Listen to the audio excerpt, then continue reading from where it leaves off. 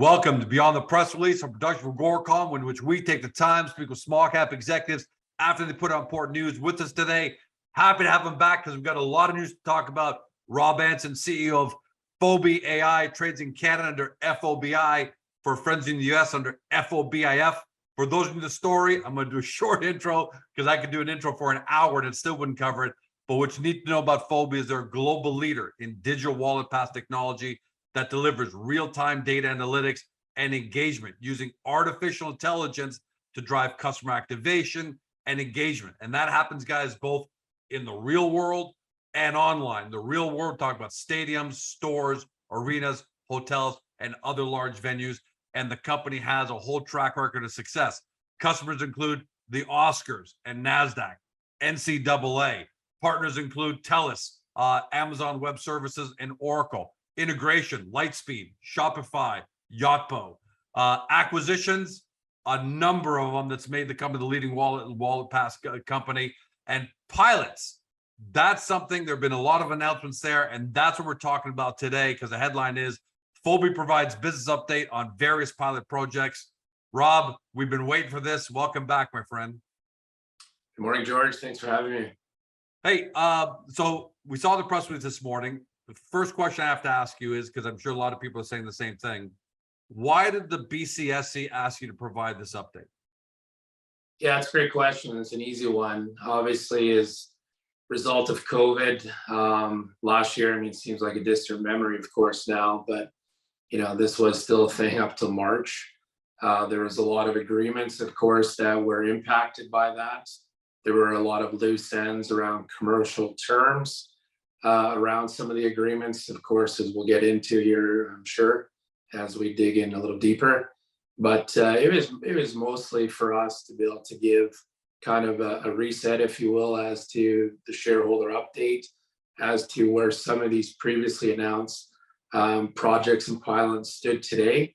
Obviously, I could speak to what was commercialized, obviously certain NDAs and ongoing negotiations around various other pilots and contracts I'm unable to speak to yet, but hopefully in due time, just like these, we will be able to disclose publicly. As there's a lot of great stuff here. Some of the stuff, George, remember went back to when we were still Loop Insights. The company has grown tremendously from this over this period in time, and I make every effort as I can.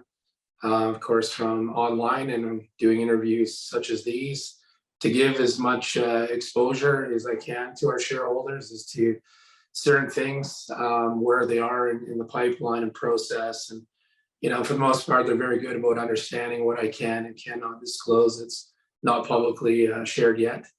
And I think this gave us a good opportunity today to kind of level set, if you will, give people the information that was put forward here, and for them to hopefully get even more excited. So the two things I got out of this press release was, one, there are pilots and updates you can talk about, and others you can't. So it's not like you're forced to talk about all of them. Everyone respects the fact that if you're under NDA or discussing commercial terms right now, you didn't have to. So hopefully we're going to hear about those. The other thing that I got out of this, then we'll go into them, was, it reminds me of the progression.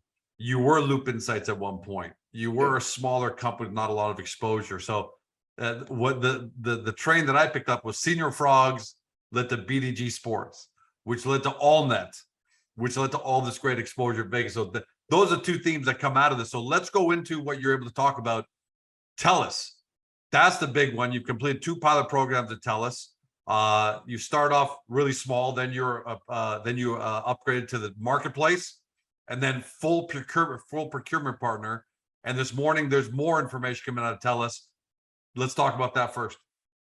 Yeah, it was for us. And this is where, unfortunately, some people just don't understand. I mean, I wish things moved faster. I mean, you know me, I push hard 24/7, 365 here. And the one thing I have learned is you cannot force, you cannot be obsessed every day to move the dial, because just like the stock price, not every day the dial moves in the positive direction, as we've seen here, in the markets, of course. But really from the business side, yeah, we signed an early stage network agreement with Telus way back in the early days as to encompassing their SIM devices into our FOBI device. That's where we all started. I don't even know if a lot of new shareholders understand that. No. So I think, yeah, that's kind of started the relationship. Then as we did our internal pilot that lasted, which was 100% success, by the way, that lasted the course of, a year, 14 months, whatever it was. It put us in a position to move from approved Telus marketplace where all of the contracts, and there was a previous press release that we announced for Big White, that was the Loop Insights paper contractual agreement. Now, of course, with the success of the pilot we had with Telus and the expansion of the partnership, we've now gone from marketplace to procurement. And what that means is that all of these agreements that are sold through the Telus network are all papered through Telus legal and their accounts. So that's put us in, some delay in some of these things, but it's also put us in a greater opportunity because as these contracts have been negotiated with Telus and their partners, we've added so much more technology and capabilities to this. So to layer on all this exponential value here has put us and Telus in a much, much stronger position. And that's why you'll see here next month, Big White roll out their digital member card now for their ski hill and whatnot. Some of these things that we've, previously talked about that have shifted from Loop Insights are now a truly Telus product. Yeah, and Big White couldn't really make a move last year because we all thought we were in the clear, and then late November, Omicron came back, and we all went kind of into sheltering, half sheltering. It is too, and these are things, some of the nuances that and I don't expect them to. It's once I explain, they go, "Oh yeah, geez, how did I know that?" Or "How did I not consider think of that?" Is that you got to think about it from an operational perspective. All of your, no, not all, but 70% of the Big White staff was from abroad, right? So we see this, here a lot in Vancouver with Whistler, our local ski hills in the hospitality marketplace. The Australian and New Zealand workers here that come for the seasonal stuff for the ski hills and these things, that's a huge part of the industry. So all of a sudden, the road blows out. I don't know if people remember that one. Yeah. But we had our highway blow out here that now people couldn't drive from the Lower Mainland up there, the normal routes. They had all the disruption with COVID and staffing. The last thing that they had on their mind was, hey, let's dump in some more technology for all these people that aren't here. Yeah, you're in survival mode at that point, just trying to get the basics done. You're not implementing it. And we've seen that, by the way, with other clients of ours, who had physical solutions to something, but just couldn't, and everyone was on board, and they just couldn't move them forward because GeorgeCom was saying, take a shot, because someone's going to say that as CEO, take a shot for them. George says GeorgeCom, but GeorgeCom said, hey, I can't integrate anything new. I'm just trying to get the basics done in this crazy, but that's all done. We're moving forward. Let's talk about what did Telus talk about this morning? If you can elaborate on, so that as further evidence that your relationships just keep getting stronger and stronger. Yeah, we've got numerous deals now that Telus has secured, and we've helped support and get off the ground. I would strongly suggest everyone to have a listen to our podcast. It was joined by Dan Klingerman from Telus, talking about some of the ongoing projects that we have with them. So I said, for us, George, the relationship has strengthened incredibly. Now starting to see success of multiple deals signed with them, even new deals that are the ink strung on right now and final negotiations are. So there's a lot of great positivity and momentum. And for me, it's always been about nurturing. I mean, it's much like, I'm sure we'll talk about Las Vegas and Allnet here in a minute, but it's been literally 3 years of building that trust and relationship for these, $4.7 billion project.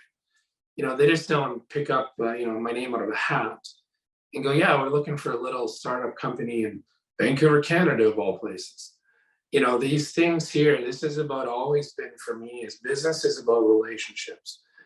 For me, I've always sold partnership early stage as much as we can, because one, Nobody knows who you are. You need to gain credibility and build trust.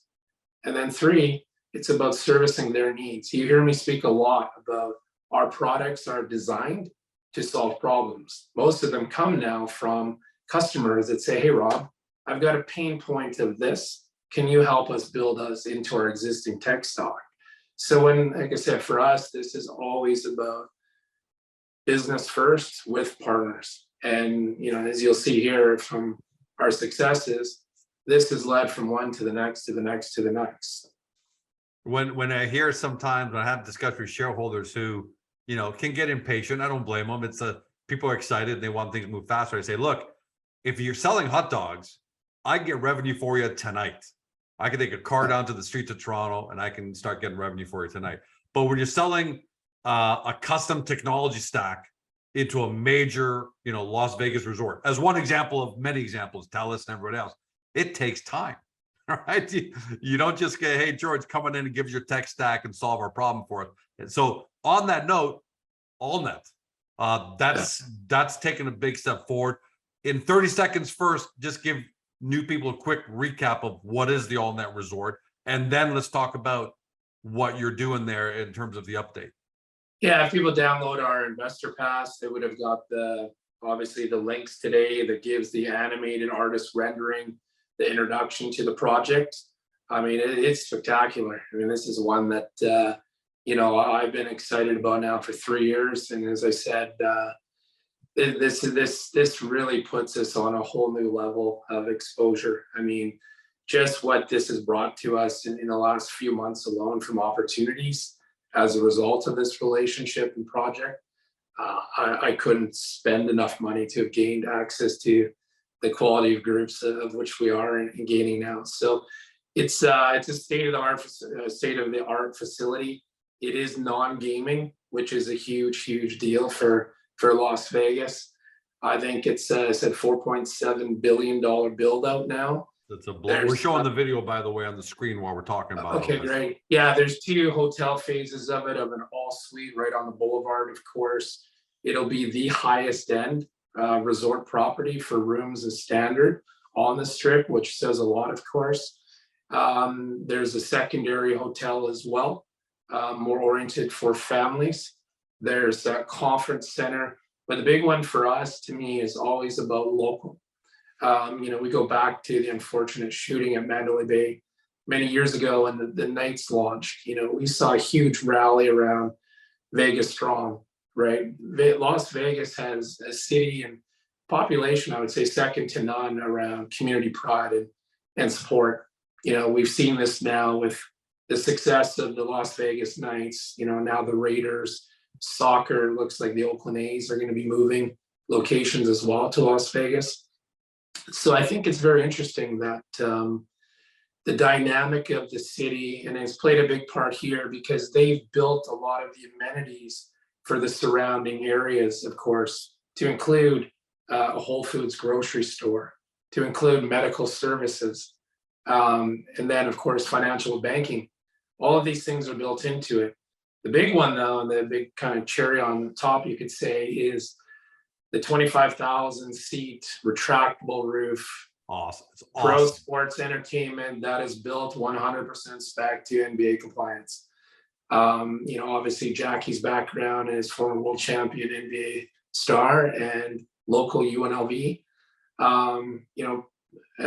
For us, I think my interest came on the size and the magnitude, but also too, I take a great deal of pride because this is a minority first project.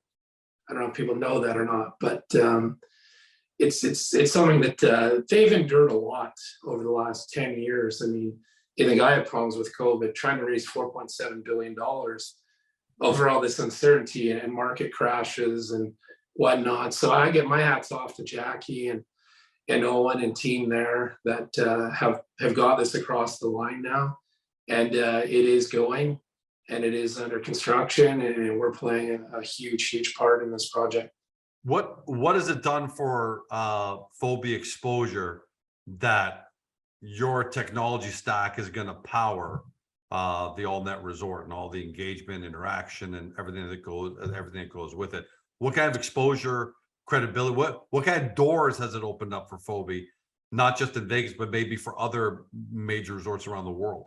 It is, yeah, and I mean, obviously, this is only in heightened more as things unfold and shared publicly, of course, with Allnet and their team and partners. I mean, partners is the big one. I was asked to look at what integrations have we done, who are the best of breed partners for stadium, retail, hospitality, all of these things. This is really a closed loop network, if you will, George.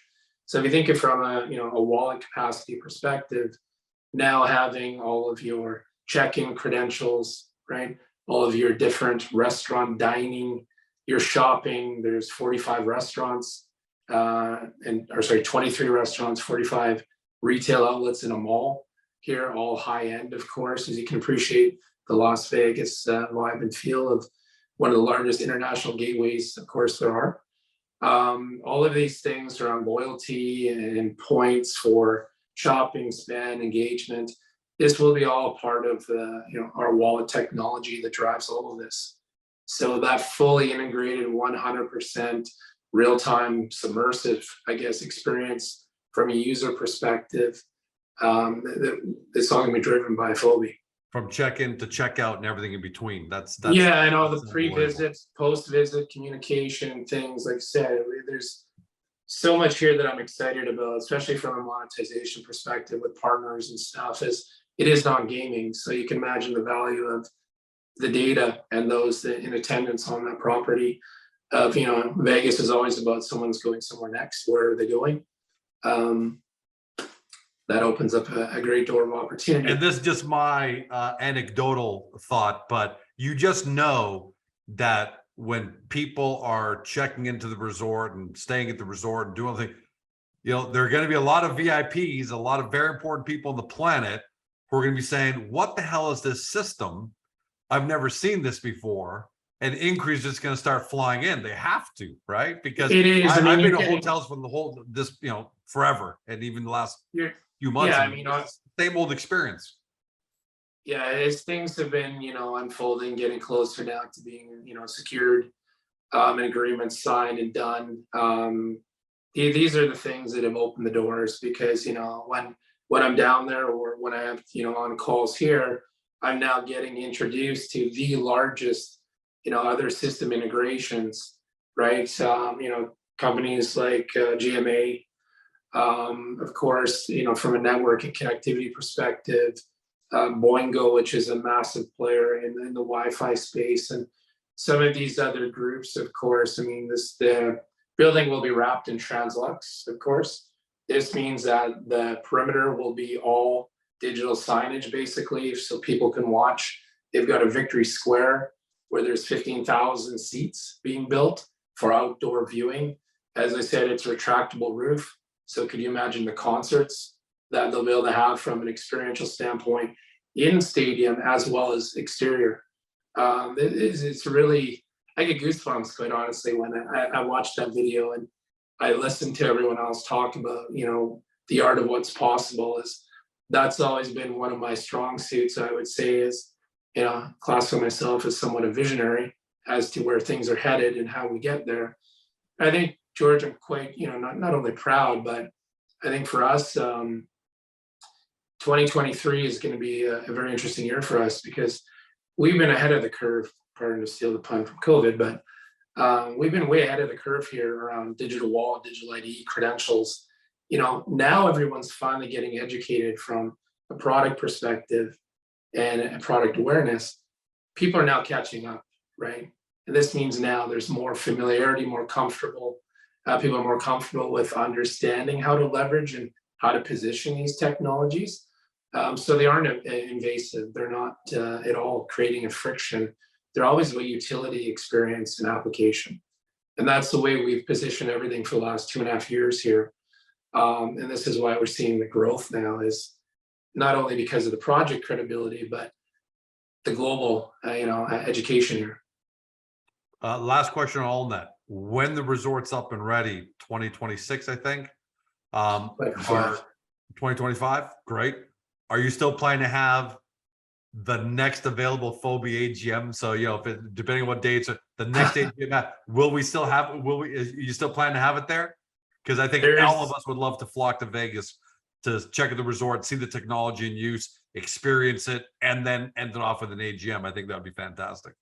Well, I'll go even one step further. We've got big plans for Pulse IR to host investor conferences, global investor conferences at the epicenter, at the Allnet Resort. So stay tuned for more of that, of course. But no, it's a tremendous asset. It's a global showcase, and we're going to leverage it as far as we can. That's awesome. BDG Sports. I remember when you and I first had the interview from T-Mobile Arena. You're on the floor. That was the one where the alarms are going off. You had the mask on, I think. And then Mandalay Bay at center court, company name on the board with Brooks. And look, again, just the microcosm of you started from that and now you're at Allnet. So it's fair to say that BDG was the huge catalyst. Senior Frogs we're going to talk about was the seed, but I think BDG Sports, fair to say it was a catalyst because all the success you had in Vegas with them. It was. I mean, it's I can't express enough gratitude towards Brooks Downing and his team there at BD Global. I mean, we still stay in touch on a lot of new opportunities, of course, and positioning as their business is growing tremendously as well. But no, it was. I mean, as I said earlier, this is about evolution, I would say, as a young startup that, full of piss and vinegar, as you could say, that going to go conquer the world. And really, without partners like that, and having a grassroots, venue and event to be able to prove your worth and to prove your team, of course, and all the great work that we've done. These things don't happen. I mean, I'll always be grateful for the opportunity with them.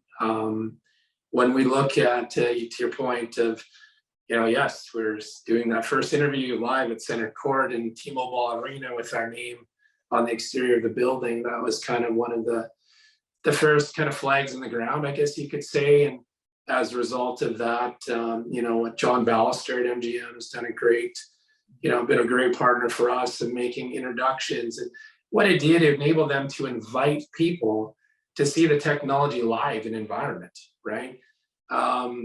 For predominant software business, it's very hard for us to showcase what it is because some executive at one of our, partners or clients, they're not going to allow you access to their back-end infrastructure. So to see that kickoff of the venue access management platform, if you will, live in action, nothing is more powerful than that, right? So that was the big kickoff for us. I mean, people remember that led to all of our rollouts with the Stratosphere Hotel, MGM, PGA Korn Ferry Tour event that we did, and others, of course, down there. That Vegas is becoming kind of a hotbed for us for opportunity, and they're not overnight. One's at 8. Let's call Rob and get a deal done tomorrow. We're talking stuff. I mean, these guys are planning events for 2023, 24, 25, already major events that, where we're positioned is they see the world going. And for us, we use a lot of the next evolution in our course presentations and marketing. And that's what we provide, that transformative technology. And as you see in Allnet, it's for tomorrow's lifestyle. Is it fair to say, given that progression, are you still at the point where you have to continue doing pilots and giveaways, or was Shopify and Lightspeed and all that an example of you no longer have to do pilots and you're just going straight into market opportunity discussions? There's some groups, I'm not going to lie, sit here and lie to you. There's opportunities we're doing right now that there's contemplation, because you got to understand some of the enterprise opportunities, George, we're talking, potentially millions of dollars here. None of these groups are going to go spend, pick a number, $2 to $3 million to go throw something in that they don't have full confidence that it's going to work, and not only work, but it's not going to disrupt their existing systems. You know, another precursor to coming this time of year, of the month of December, we've got numerous deals right now that both sides are pushing extremely hard to get done by the end of November, because come December, they have a blackout. It's their biggest period of the year for these groups to, you know, monetize the store value, that they can't afford any disruption. And as confident as we are with the track record of which we have, the enterprise deals, yeah, they will all, not all of them, but most of them will include some form of 1 to 3 months sort of pilot to see that there's no disruption. What I did, quite honestly, even in the case of NASDAQ, George, they came back to us with 3 or 4 different build outs. Hey, core technology is great, but what about this? Or what about that? Could you also build this into it? And could you integrate this into it? And yes, we can. And here's what the quote will be. And here's what it costs. And 7 to 10 days or whatever the case is, it's delivered to them. So for us, like I said, that gives us exponential value to our existing partners to show that we can implement, we can get you off the ground, but more importantly, we can custom development as you go here to evolve your product. This isn't just a one-stop plug and play and we're done. This is always about, for us, trying to have, you know, one hand on the back and, you know, I guess the other hand in the cookie jar, you could say, that we continue to monetize that over the course of term because of the level of service that we've been able to provide and nurture from day one. Let's talk about the runway in front of you. We're well into Q4 now. And you just talked about what the dynamic looks like as everyone tries to wrap stuff before the end of November. Look, on a couple occasions we've said it, and some people have mentioned it, where you've said in interviews, you know, walk eventually leads to run, and you've thought on a couple occasions the year after was going to be the run year. However, COVID came. We thought that was done. Omicron came. You know, so to no fault of your own, there were stops and starts and hurdles there that none of us were anticipating. Assuming, you know, we don't have any other unforeseen global macro events, is 2023 the year where FOBI goes on its run? How does your pipeline look? How confident do you feel about the kind of opportunities that are in discussion and planning right now? Well, for me, George, it's always my fault. I mean, at the end of the day, and let's get real, I take full blame and responsibility for everything that happens in any association to FOBI. You know, for me, I'm always a big believer, and my team is probably sick of hearing it, but I mean, every day is, I don't care where we are or how we got here. Fact of the matter is we are where we are, right? And this is one of my things with my team, is that it doesn't matter how we got here. It's my responsibility at the end of the day. All I look for is moving forward from today on, is that we change internal processes, or in these cases here, messaging and whatnot, to reflect the reality of the world. And yeah, there's been some delays in some of these things, but one thing I would say when we talk about, you know, I push, as you know me very well now, I think, I push very, very hard. You've called me at midnight a couple of times. Yeah, no one has higher standards than myself, and I'm extremely hard, you know, on myself as well. You know, because, you know, I can't make things go faster. My team gets frustrated because, you know, there's 2 weeks, 3 weeks, a month gap between some of these communications of some of the groups we've mentioned, but, you know, they have to understand that, you know, patience is a virtue on some of these things. I think over this year, I've learned a great deal about patience and trying to, you know, not live in the moment, but, you know, 18 months in the future. And I think that's what's made us become successful over the last couple of years is, you know, I'm planning on 2024, right? What does that future look like? How can I ensure every move that I do make right now is positioned as, you know, agnostic as I can from a tech stack perspective, to continue us the nimbleness and agility. Our nimbleness and agility is unparalleled in the industry. I mean, by far. Does the industry recognize that? 100%. It's the biggest reason that we have is our ability to, you know, juke and jive in sports terms, I guess you could say, is a huge industry game breaker for us. That's the big one. And I think, like I said, this year has been great for how do you say this, market education, market awareness, project education. We've seen continued release and developments from the big players that down these paths. We haven't even touched on like 8112, for example. This is the next evolution. I mean, we're sitting here waiting for everyone to catch up. And like I said, I'd rather be positioned, sitting there waiting with arms open, as opposed to wondering, what the heck just happened and where did our business go? So for me, I'm always about transformation and innovation. Always have, always will be, and we'll continue to push these boundaries to drive new innovation.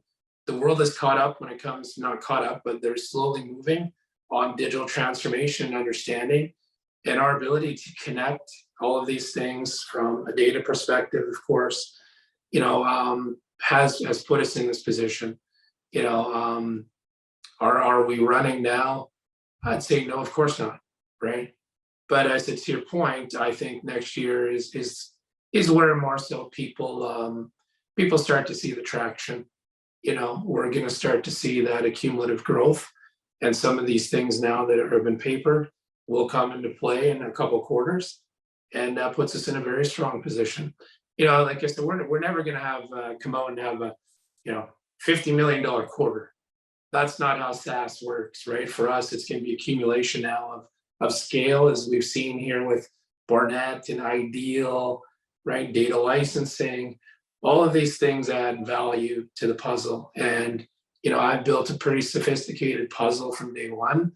I remember going back a couple of years even here that this is an investment. If you're looking for a day trade, probably not the best stock, because it's going to take time, because of the technology and the place of where the world is today.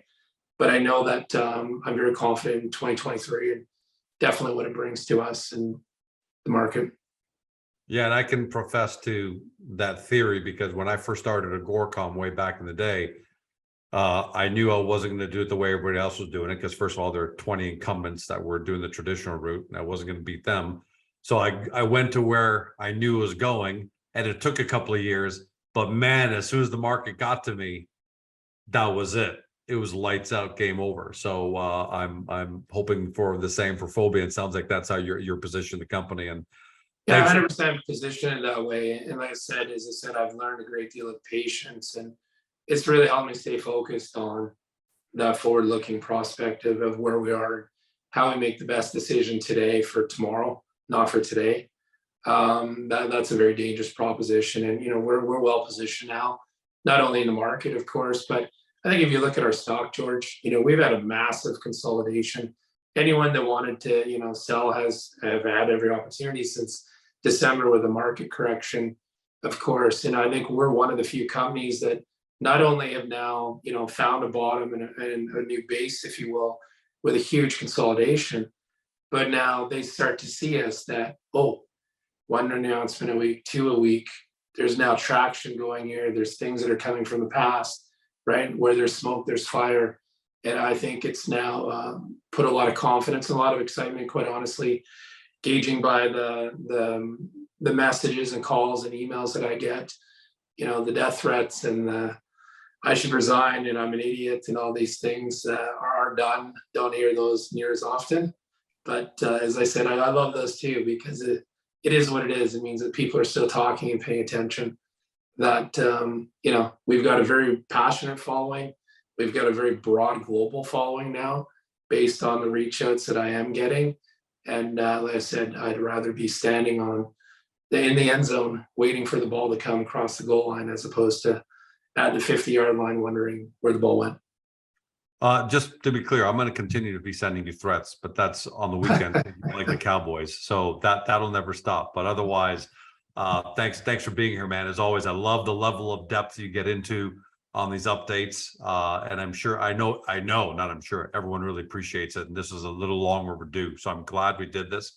And like I said at the outset, there were some pilots that you weren't required to talk about because you're under NDA or in commercial term discussion. So would it be safe to assume that you're going to be back a little bit more, the next, couple of weeks, 30 days, 45 days? Well, you'll see me again, of course, George. And yeah, no, all kidding aside, there'll be many different and by end of year, of course, ideally in Q1, great corporate updates, not just on the FOBI side, but past creator and pupils are gaining huge, great traction as well. So we've seen some of the successes, and that's what kind of gets me excited now, George. And it's a grind, right? This has been 3-4 years here of grind, and I'm rejuvenated again and having fun, which is the biggest thing for me, because I've always, you've heard me say, when we talk, is good things happen when you're having fun. It's just so true, right? When you have optimistic mindset, as I do now, that things just seem to fall in place. And hence why we started with Matrix as the ticker symbol. We're seeing a lot of Matrix moments over the last few months here, and it's a lot of fun again. So it's great. I will be back. I will be busy over the next bit as well, so there might be some gaps, but you never know where I'll pop up next. All right. Well, can't wait for you to pop up next. But in the meantime, thanks for giving us all the update. And again, everyone at home, go listen to the podcast with Telus, because there's some great information there, and that just serves as a harbinger as to how good the technology is, how well respected it is by some of the largest companies in the world, and certainly by Telus, who is the second largest telemedia company in the country at the same time. So thanks, Rob. Thanks for being here, my friend. Thanks, George. Anytime. To everybody at home, you've been watching or been listening to my podcast on Spotify, Google, Apple, your favorite podcast platform. To Rob Anson, CEO at FOBI AI, trades in Canada under FOBI. For our friends in the US, FOBIF. For those new to the story, get the company's profile page on AGORACOM. And then once you got that knowledge, head over to the FOBI website, do your deep dive due diligence. Thanks for joining us. Have a great day. Have a great weekend. See you next time. Hey guys, this video is over, but don't forget to help your company by liking it and then leaving a comment below. And then don't forget to help yourself by subscribing to our channel so you don't ever miss another great AGORACOM small cap video.